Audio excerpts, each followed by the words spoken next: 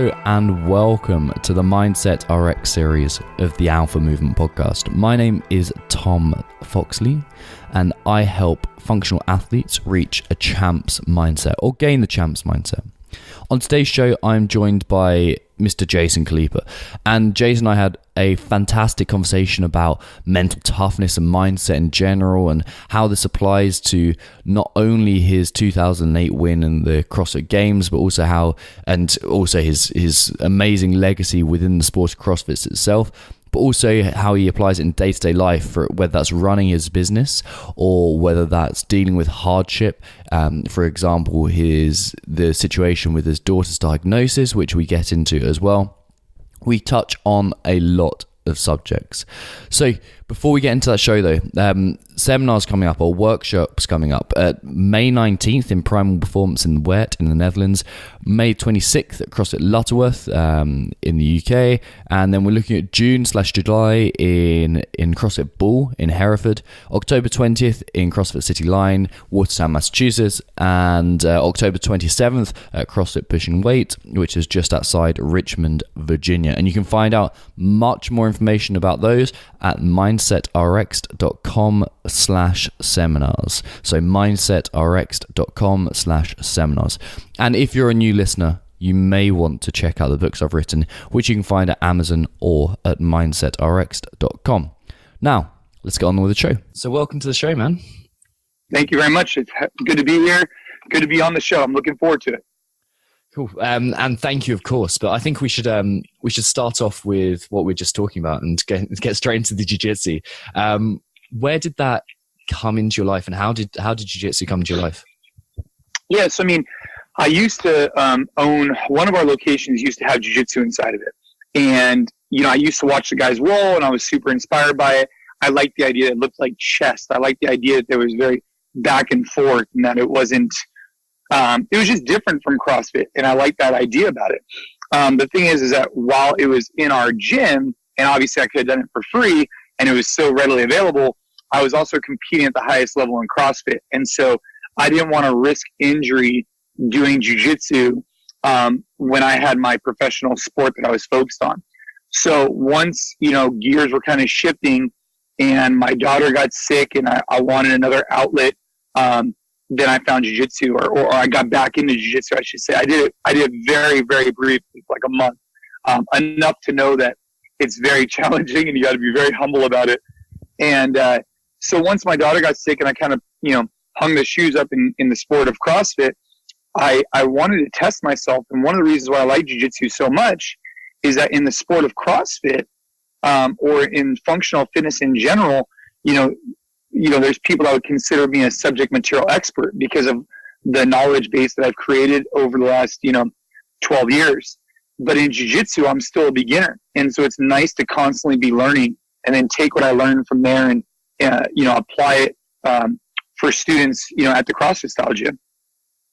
And was there anything that was like really key to bring over aside, or like we spoke about the physical stuff right away. So I think it's going to be like, if you recap that, but is there anything else that really came across that you found super beneficial? Yeah. I mean, I think from a physical perspective, having a foundation in strength conditioning plays a huge role specifically in jiu-jitsu. And I think that, I don't know if there's enough focus put on it by the jiu-jitsu schools. I think there's a lot of focus put on technique, which is, I should say is rule number one.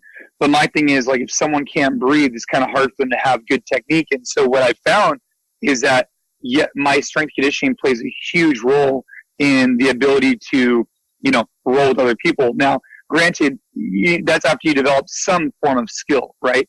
I think it's you need both. You need, obviously, technical skill is extremely important, but I think working some strength conditioning will absolutely improve your game as well. Nice. And then was there anything on the mental side of it that came across? Yeah, I mean, I think from a mental side, in the sport of CrossFit, I've worked so much on positive self-talk, understand what's in my control. I work with a sports psychologist. I've done so many things that are so focused on that because I competed at the highest level for 8 years. And so when I got out of it, it was nice to utilize those same skills, obviously, in jiu-jitsu, But at the same time, it's nice because from a mindset side, it's just being a student, right? It's really just sitting there and absorbing and learning. I love to absorb and learn constantly in my life and everything I'm doing, and whether that be in business or whatever. And so in jiu-jitsu, it's nice because I'm sitting there and I feel like every single day I'm observing and I'm learning. Whereas in CrossFit, I get great workouts. At our NCFit gyms, they're awesome. I love the instruction. But in general, I won't be necessarily blown away by a technical skill because I've been around it for so long. Whereas in jiu-jitsu, almost every day, I can be blown away by learning a new skill, which is inspiring. It's fun. Yeah, it's incredible. It's like you're introduced to a snatch every day, and it's like, oh shit, it's different. Yeah. Oh my God, this is how you snatch. Oh, you connect the bar high up on your hips, and it makes it easier. It's like, wow. It was like yesterday, talking about single leg, and we were talking about some single leg to basically side control, and it's like, wow. Like you see these new moves, but then to guys who've been doing jiu-jitsu for 10 years, they wouldn't get it. I'm not to say it's not going to be impactful. It just doesn't have the same wow effect. And so it's nice for me because it's a nice way to just have a more well-rounded athleticism as well. Nice.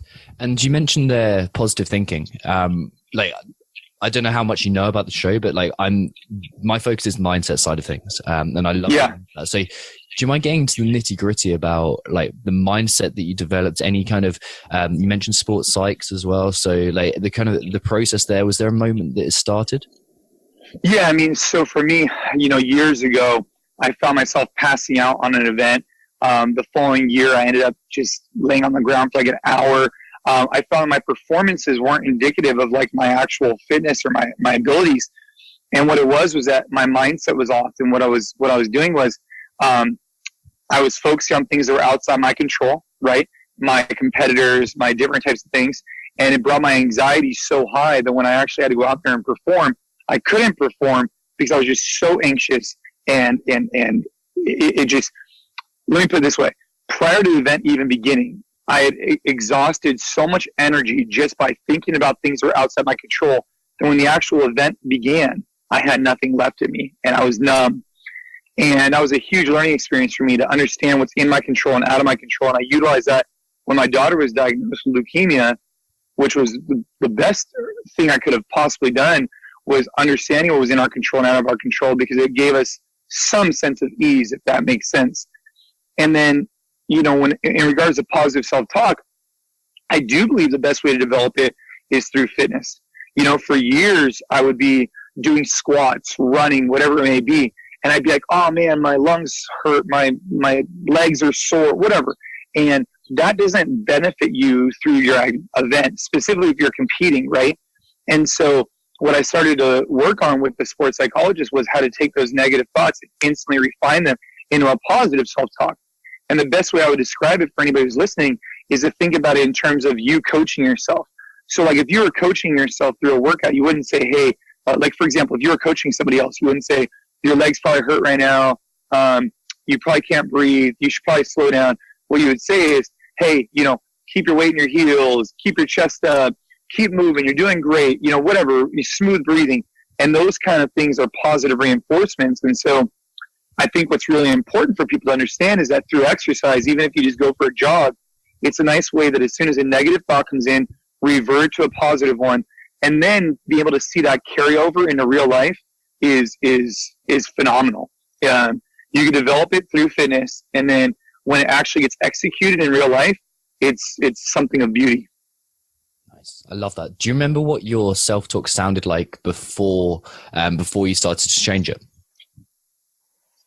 Before I started what?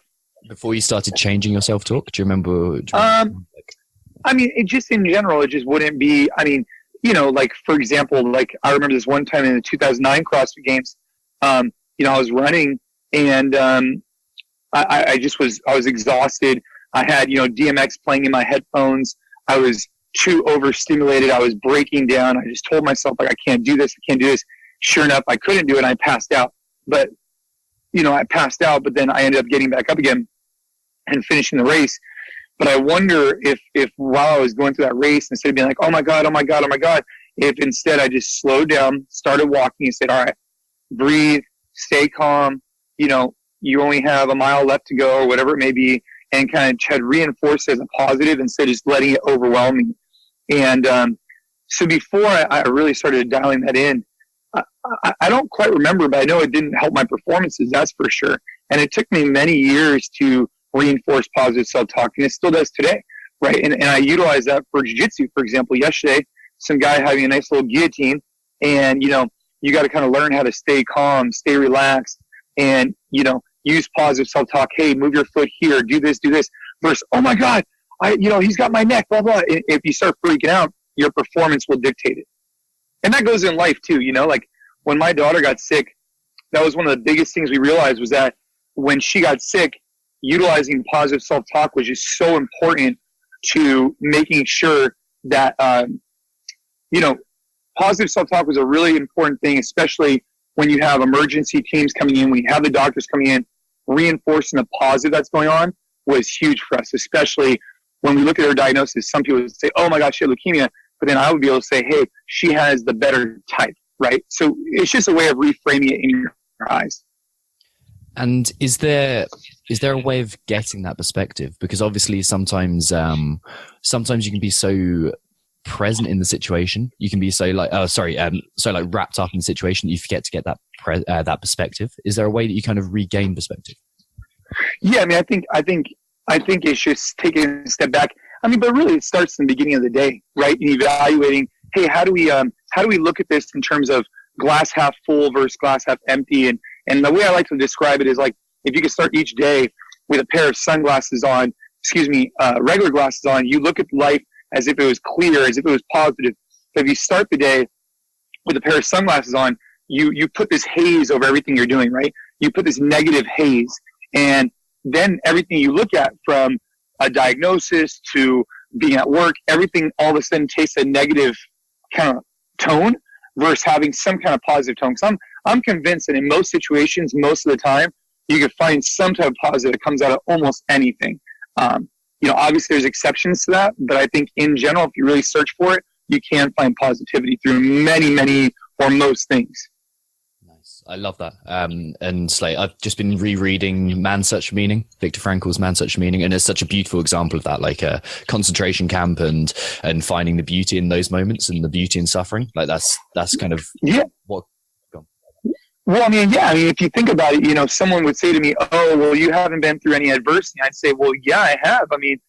Before I was 30, my daughter got diagnosed with leukemia, and I've competed at the highest level where I've passed out, and I've had to overcome adversity. And I'm convinced that the best way to do it is with a positive outlet, because at the end of the day, you have no other option. It's like you're either going to be positive about it or negative about it, and I choose to be positive about it. It's happening regardless. You might as well frame it in the way you want, That's exactly it. Is there anything you do on a daily basis to really reinforce that, or is it something that you've kind of found just seeps into your life, or is it something you're constantly topping up? I think for me, it's just something that I'm constantly reminding myself of, especially with perspective. When we go to the hospital once a month or more, we've spent months and months in the hospital before. Every time I go there, it's just a constant reflection. I try and look at images of some really tough times on a regular basis to constantly remind myself and maintain perspective that, life is good. Ava finishes treatment March 29th. She had her port taken out just last week. And I need to constantly remind myself that life is beautiful. It's great. And, there's a lot of families, a lot of people going through all different types of struggles. And when life's good, embrace it. When it's not, try and find some people and lift each other up. I think sometimes in life, people try and, for example, you have a friend that loses their job, and all of a sudden you say to yourself, well, I have this going on. But it's like, to that person, that's the worst thing that's happened to them. They lost their job. And as a group of friends, your responsibility is to elevate each other. It's to raise each other up. It's to, it's to not judge each other for how they're reacting to a situation, but try and support each other through a situation. I think constant reminders of perspective, looking at pictures that remind you of something where maybe it was a challenging day, and that isn't that today. So enjoy what you've got going on. And Is that something you do in a disciplined way, or are there any kind of daily routines that you go about? Like, I don't know, like lots of people are into a gratitude practice. Some people go through meditation. Some people would experience hardship on a daily basis. Yeah, I mean, I like to start each morning off in my garage with my spin bike. I think it's a nice way. I have a new Concept 2 bike. It's really awesome. I like to jump on it, and it's just a nice way to kind of get the body moving and the mind charged up for the rest of the day. Nice. And is there any kind of journaling or anything like that? No, I mean, not as much as I probably could. I've never been about that kind of stuff. I don't have as much structure as I probably could have. But I mean, just being on the bike is a time to just kind of clarify my thoughts, right? Nice. Because what I see in you is this kind of, and I don't know, I'm guessing it can't be the whole time, but you seem to have like boundless energy. You seem to be constantly forwards, constantly kind of aggressively pursuing new goals, and it's great to see. And I'm kind of wondering where that comes from. I mean, I don't know, man. I mean, it's just kind of built in, right? I'm fired up. I mean, and I'm fired up to try and reach the potential I have to be the best father I could be, best husband I could be, best business owner I could be. You know, just I'm inspired to just see what my potential is, right? Because I don't want to look back on this 10 years from now and be like, man, there's so much potential to do something great, but I didn't want to get uncomfortable, or I didn't want to go out there and take a risk. And so for me, what fires me up is just every day just thinking about, man, you know, am I going to look back and wonder, did I really reach my full potential? And I want to know that I am in everything I'm doing, right? That's why like a nice reflection point at the end of each day is to say, hey, you know, did I do the best I could to be the best father I could be, the best husband I could be, and the best gym owner I could be? And if I constantly reflect on that on a daily basis, then I figure I can't look back on this 10 years from now and say to myself, oh man, I dropped the ball there. Because if I'm reflecting on it on a day-by-day basis, I can make immediate changes versus getting overwhelmed, let's just say 10 years from now, and realizing that, man, I could have done so much better. You know what I mean? Yeah, absolutely. I love that so much. And it's something I get in with all of my athletes that I work with. It's just like that, they're constant reflecting on the direction that you're traveling in. That's right. Is there a way that you set the future? Is there a way that you're looking, because goal setting is kind of got all sorts of connotations and it's inherently got some flaws. But is there a way that you go about a version of goal setting or something? It's a good question. I mean, I think from a goal setting perspective, if you just ask yourself all the time, like, am I reaching my full potential? Maybe that in itself is goal setting, right? So like with fitness, am I reaching my full potential? If you say, like for me, I think I've reached my potential at the sport of CrossFit. I do. I'm not probably going to get more fit than I was a couple of years ago. But for jiu-jitsu, I feel like I have a lot more to learn. And so if every day I'm just searching that, then that's the best way to do it. And in business, it's the same thing. If I just ask myself, hey, we reach our full potential, maybe the answer is yes. You know, we don't want to grow any bigger, because if we do, then there's these sacrifices we have to make, and we're not prepared to do it. But I think if you could rest assured that you're reaching the full potential, then that's your goal setting right there. Nice. And that's a brilliant perspective potential of an athlete and a business owner. What about Jason Khalipa, the man? Like, what's the dad and husband? Like, what's the potential there? I don't even know. I mean, I think you try and make a big impact on people, right? I think you take mindset, you take what you're doing, and you try and say, hey, what can I share with the overall public? I think for me, what I'm inspired by right now is, how do I share a positive message with as many people as possible? And, you know, I think the CrossFit space knows who we are, and knows who the company NCFit is, knows who, you know, I am potentially. But the idea would be, hey, how do we get outside just the CrossFit space? How do we get outside just the fitness space in general and start making a bigger impact on people's lives? You know, embracing this concept of AMRAP mentality, trying to teach people how to be a little bit more positive and have better perspective, and just sharing insight, right? I think that's where my goals are leading up into the future, is just sharing a positive message with as many people as possible and getting outside just the fitness space, but still obviously being the fitness space, of course. Nice. And something as well that I pick up from you is the way that you're obviously a fantastic leader, and you lead a business, you've led teams, and are there any qualities that you look for within a team that stand out in the way of mindset?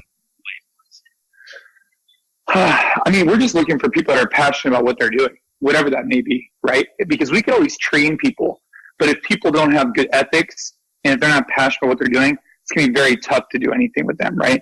So I think for me, the most important thing we're looking to identify a team member is, what is their attitude towards what we're doing? Are they passionate about it? And do they have good ethics, right? Because everything else we could teach you, but if you're not an ethical person, if your values don't align with our core values as a business, then we have a problem. And so that's the first thing we look at. I think that's fantastic. It's who we are as opposed to what we're doing. And that's lovely there. Yeah, because you could always teach someone, you could teach someone how to squat. You could teach someone how to teach someone how to squat. You could teach someone to, learn how to run a class. You can't teach someone to care about others. You can't teach someone how to be service forward, how to, those are the things you just can't teach it. So you got to identify it. And kind of on a similar direction, what's the culture of NCFit? How do you define that? I think the culture of NCFit is one of trying to raise each other up, right? Community focused, and that goes from our staff to our members. And the goal is just to try to be a place where it's their third place, right? People have their work, people have maybe their work, their home, and they have a third place. And the third place could be a bar. It could be a number of places. We want NCFit to be their third place, a place where they come, they feel comfortable, they feel like it's a community. We host an annual event called the NorCal Formal or the NC Formal, and it was awesome. We had 400 people there this year just dancing, having fun, and we had 2 of our members get engaged to our coaches last week alone, which was out of the ordinary. But the point I'm trying to make is that with 2 of our members getting engaged to coaches, it just shows that that's the type of culture and community we're trying to foster, which is just connecting like-minded individuals. That's the idea. And to kind of take a complete left turn on this, Sure. I think that hardship is something that that is an important thing to embrace on as many levels as we can. And it kind of, as opposed to running from it and being kind of pushing it back away from us, to embrace it. Were there any kind of foundational elements of hardship in your life that you feel set you up to deal with it better in the future? Well, I think competing at the sport of CrossFit has done a lot for me. I think I didn't realize it until I realized it, meaning, or even competing in BMX. So I used to race in BMX, and I used to, train hard in my garage by myself on rollers, and then go out there and you compete by yourself off the gate. And it does a lot for your mental capacity, because it's just you against them up on a bike rack getting ready to go. And I think through that, through competition, I think in general, winning and losing does a lot for an individual. And I think as a society, I think we're getting towards this idea that everybody's a winner, and everybody is a winner, but sometimes there's losers, meaning you could win when you lose by learning so much from losing, but there is a time where you are going to lose, and that's okay. You just want to learn from it. And I think that's what we're trying to instill in my children, is that you will win and you will lose, but I want you to learn from those losses, develop yourself, your mindset, develop how to overcome it, right? You should be frustrated and sad because you didn't win the game, but that's okay. How do we improve for next time? How do we improve the mindset? And I think from a young age, competing in different sports was really important to me like that. And then I also think, obviously, through football and getting to know, kind of this sense of camaraderie, and then getting back into CrossFit as an individual was something where you develop a mindset where you get up against the wall and you have to overcome those challenges. I think that's really important because it translates into real life. Beautiful. Perfect. And is there, if we're looking at translating that mindset to someone else and pushing that across, or maybe showing someone what you think is a good mindset, and especially when it comes to kids as well, are there ways that you go about that? Are there ways that you try and encourage it, or is it through conversation? Or? I think it's through action, right? I think it's just through, I mean, especially with my children, it's like, if they see me do something, I want to make sure that they always see me do things that I would expect them to do, like open the door for people, say thank you, say please, treat people fairly. It doesn't matter if they're CEO or the janitor. I think that's the way you kind of just show your kids instead of telling them. I think that makes a big difference. Yeah, for me, and that goes in a bigger picture, right? That's like life stuff. Now, when it comes to sport, I think it's very important. My children are pretty young, but I still think that once we start getting them into more sports, it's important that if you do make a commitment to try a sport, to really try it for a while. And if you don't like it, that's fine. We're not going to force you to do it, but at least don't just try it once. Try it multiple times. Really good idea. If you make a commitment, stick with it. Nice. And I just wanted to touch on your daughter's diagnosis for a bit. Obviously that must have rocked your world completely, and it must have been completely unexpected and all that kind of stuff. But then, can you talk us through, first of all, the way kind of it came about, and then also how you managed to get everything kind of, or as much as you could, back on track? So, my daughter was having she was having leg pain. She was having a tough time walking. We didn't quite know what was going on. She was getting ear infections. We solved those problems. I went to a physical therapist. We talked with the legs. One in itself wasn't a big deal. It was when they were all combined, you start looking at it, you're like, oh man, there was definitely something wrong. She would fall asleep in class. She couldn't walk more than 100, 200 feet without stopping. And I thought to myself, man, something's not right, but we thought it was growing pains, and we thought she was tired at school because she was growing. We just didn't know. And it was once she started bruising that we knew there was something really serious going on. And so once she started bruising, we finally went into the doctor and got blood work. And before that, by the way, we had gone to the doctor a number of times. It was just always for something else, like, oh, an ear infection. Well, let me give you medicine. Let me give you medicine. But it was never like, oh, now this is bruising. This has something to do with blood.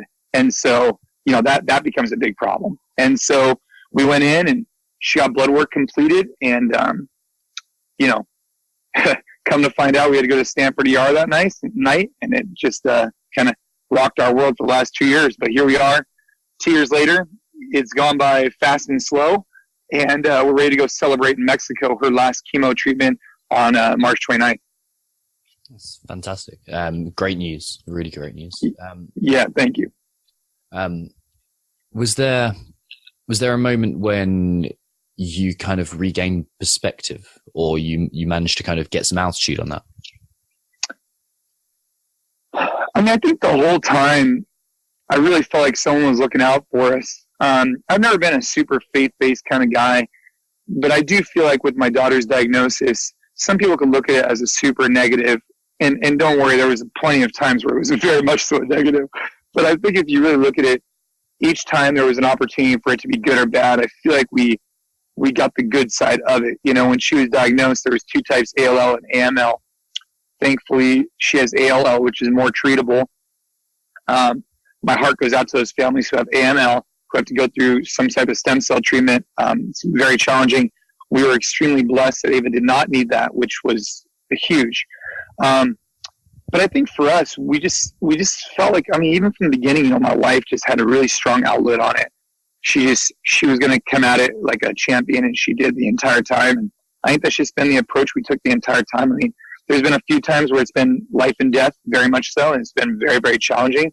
But for the most part, we just feel like through keeping a positive attitude, having our family that's there to support us, and for the miracle workers at Stanford Children's Hospital, things have worked out.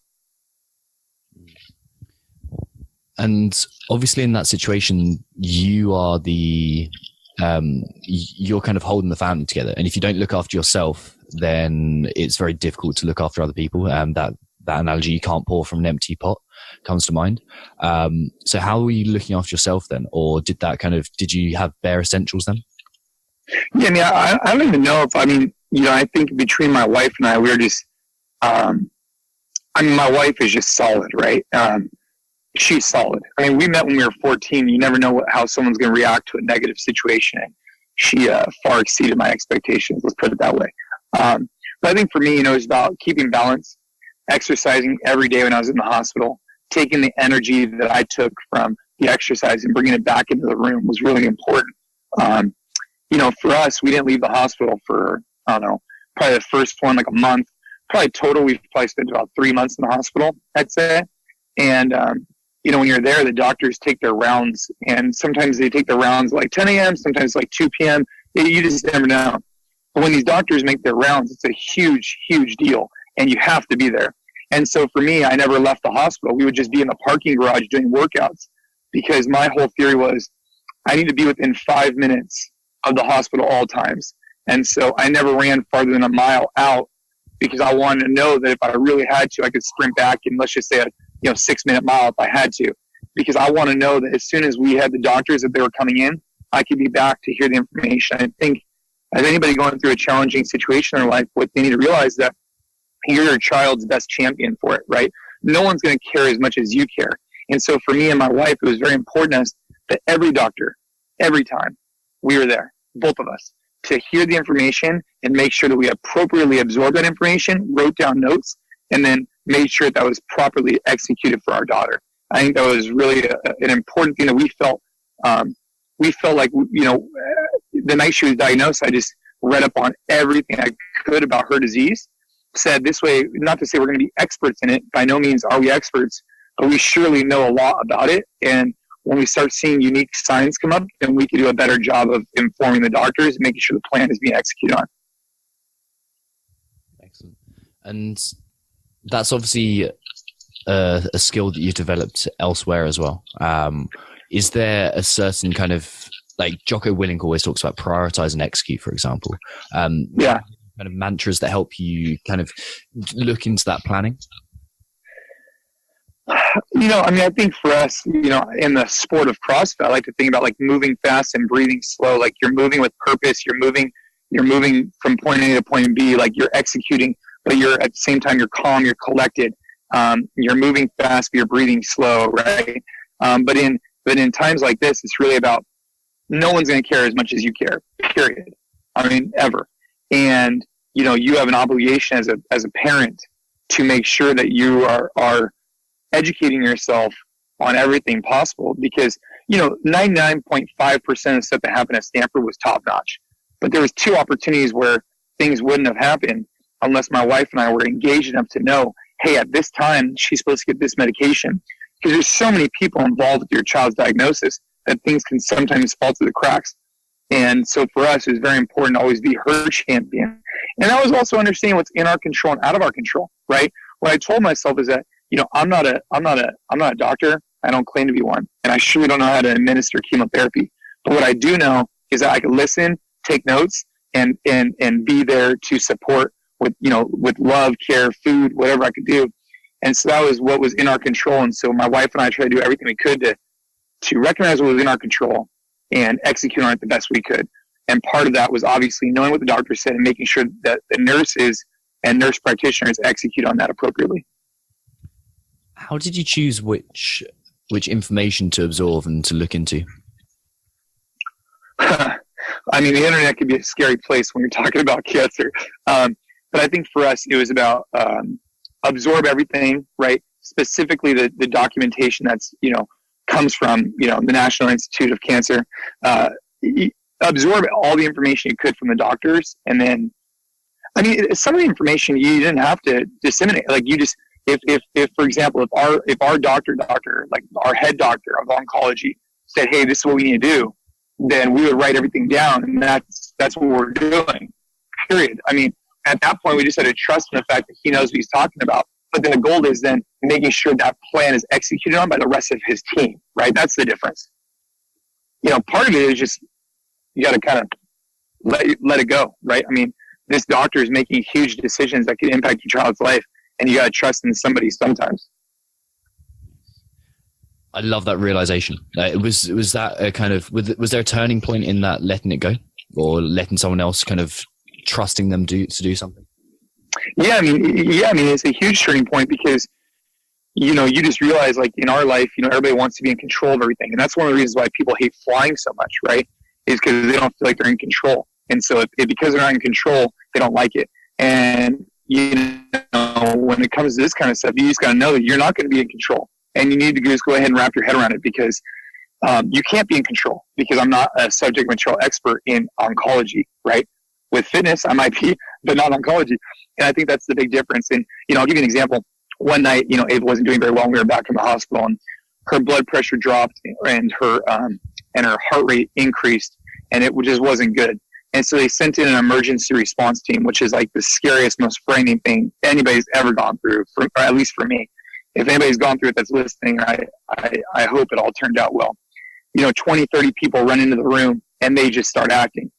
And it was at that moment that I've never in my life seen teamwork and execution like I did on this day. I mean, this doctor, I'll never forget his face. He just executed with just precision.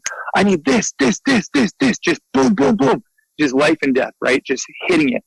And I just remember looking at my wife and just sitting there and just being like, in one hand, being at awe with how the teamwork and execution, the professionalism this gentleman had, and how he was truly a subject material expert.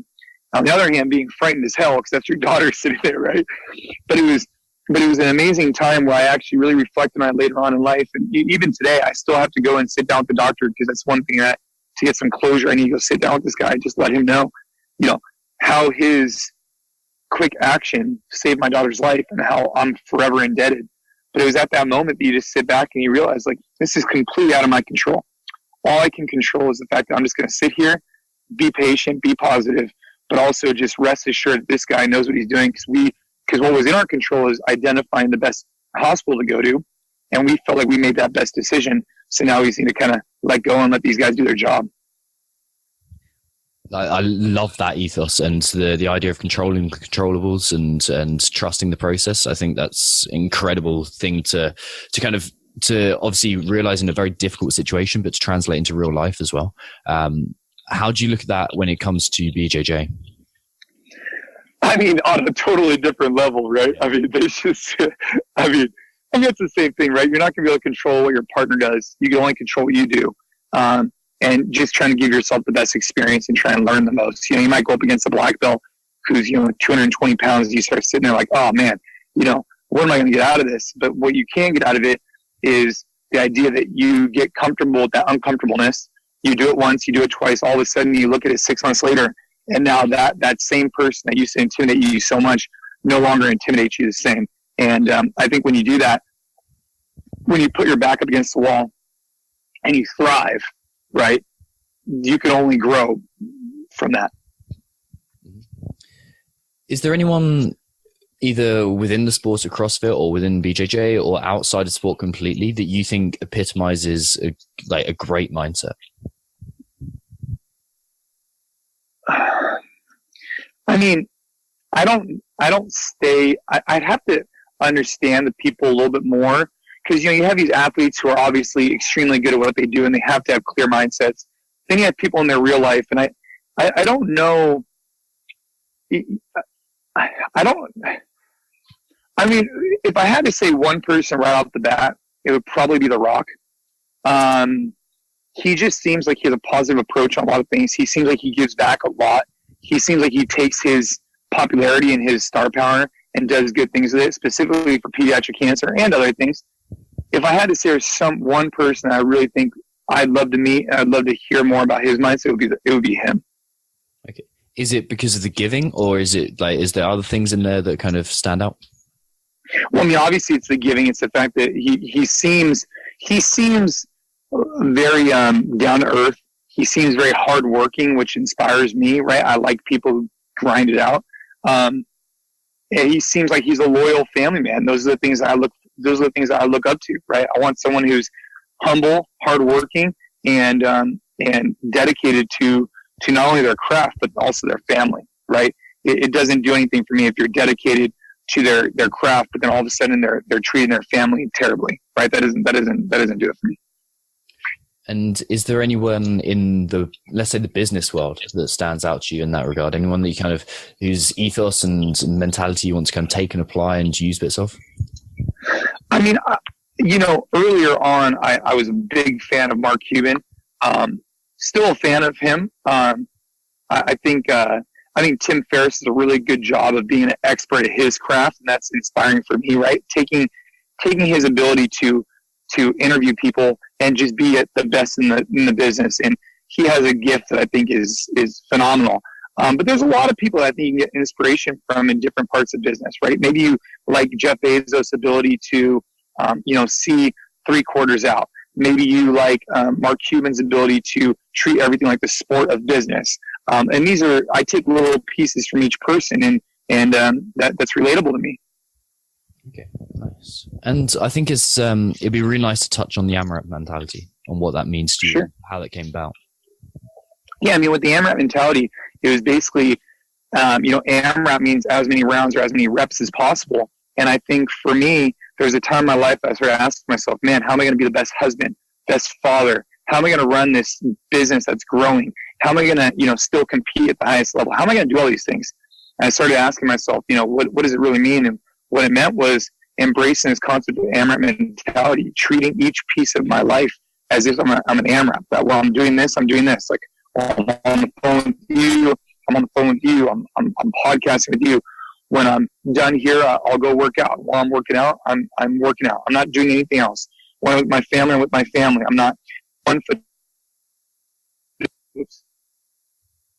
We got you. I think what's happened is that this society is so much so about, multitasking, things of that nature. If you go to any restaurant on a regular basis, you'll see more people on their phones than you do watching them actually connect with each other. And that's a shame, right? And so I think for me, what I'm really trying to do is be present and focused on whatever I'm doing, work hard at that particular thing, legitimately hard, really hit it, then switch gears throughout your day. So at one time you're with your family, then you go to work, you're at work. When you're working out, you're working out, etc. And then every now and then you reevaluate what you want to focus on. So the AMRAP mentality, to be summarized, is identify your focus and know why you want to focus on it. Then work hard at that particular thing, legitimately hard.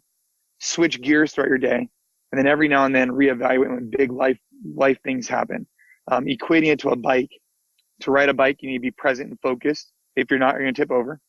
To ride a bike, you need to pedal. If you don't pedal, you're not going to go anywhere. And then to ride a bike, sometimes there's uphills and downhills. You got to switch gears throughout it.